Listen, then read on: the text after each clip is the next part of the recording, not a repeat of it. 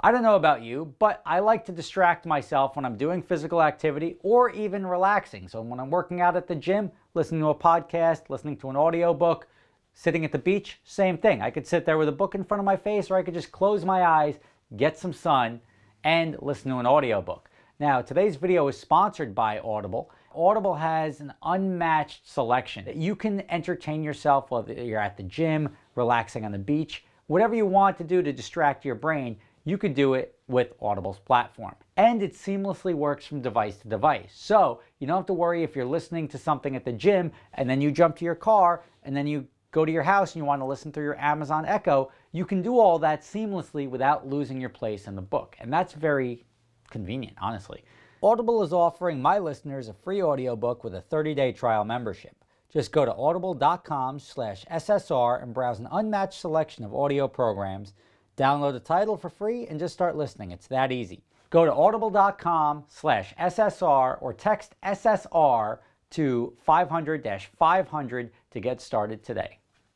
All right, everybody. Rob Ferretti here, and obviously there's some nice new seats here, still wrapped in plastic. This is the shop of projects, and my car's down in Texas, so it's not here in the shop of projects. But there's a very important thing that I want to discuss today, and it sort of goes into the accident that happened in Virginia. And in Virginia, there was a guy driving like a Leroy-esque Civic. And when I say Leroy-esque Civic, it was just a crappily roll-caged Civic that was like, they called it a death cart or something like that. Randomly enough, he died in it. On our podcast, by the way. On our podcast. Yes, thank you, Jimbo, for bringing up the podcast. You can check out the podcast channel. But that brings up a very important thing, and it's saving money on parts. There's an area in the let's just call it the racing world, or even the tuning world. People never seem to focus on things that are important: brakes, safety equipment, roll cages, all of that stuff. They try to get the cheapest variant just to have it, but it's not really the smart play. Now, this video is more geared towards the purchase of aftermarket parts or cheap parts versus the better variant. Now, you have to see and realize why cheap parts exist, because other parts are expensive. Now, OEM parts are expensive, and they're not always the best. And when I say they're not always the best, they can use improving sometimes. And there's parts that you can say, like, I am upgrading this part on my car. The problem isn't with those parts. It's not when you take a better performing part or a swapping out a part. You don't have to get OEM everything. And you could save some money by buying aftermarket stuff. The problem is when you get into the money-saving aspect of, I'm going to go and buy a no-name product that looks like the product that I want. And this has been well documented for many, many moons. From wheels, for example. You get wheels that are not, that are replica wheels, and they're a fraction of the price as the actual wheel. It could get pretty dangerous, and that's been well documented on the internet, that you don't want your spokes shattering and having your wheel fail just because it's a bad casting, because it looks like something. You don't want, it's going to cost you a lot more than what you're saving to get that, I want to call them Chinese parts, but to get the cheap knockoff parts versus what you should probably be buying, which is a proper aftermarket or even OEM part. You don't want to get the cheap ones, because usually if it does fail, it'll cost you a hell of a lot more money than the 20, 30, 40, 50% you just saved in purchasing it. Now, there was the idea behind this video came out of when we were down in Daytona.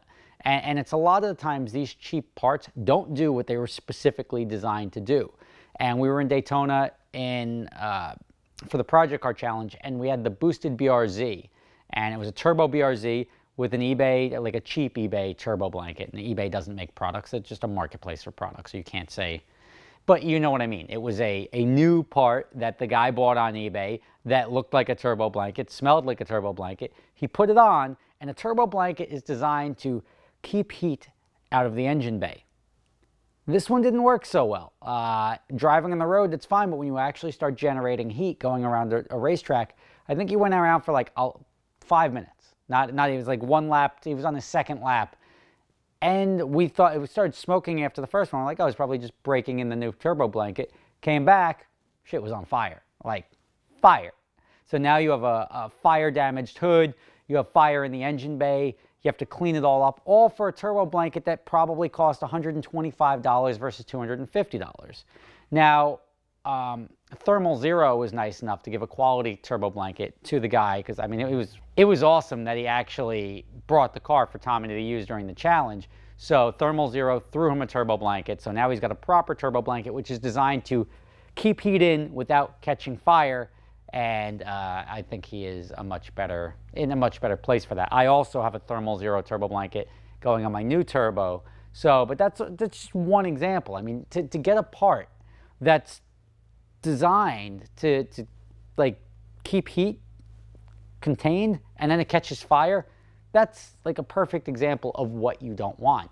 There's videos on the internet of like cheap intakes or cheap silicone hoses are huge. Silicone hoses are expensive. You want to get cheap ones, you can, but you develop problems that may not even be easy to find because you're not going full throttle when you're doing stuff. But when you go full throttle, I've seen intakes collapse, like literally get sucked in. So now you have something that is designed for flowing more air, which is now restricting the air and causing problems that may be tough to track down because it restricts it.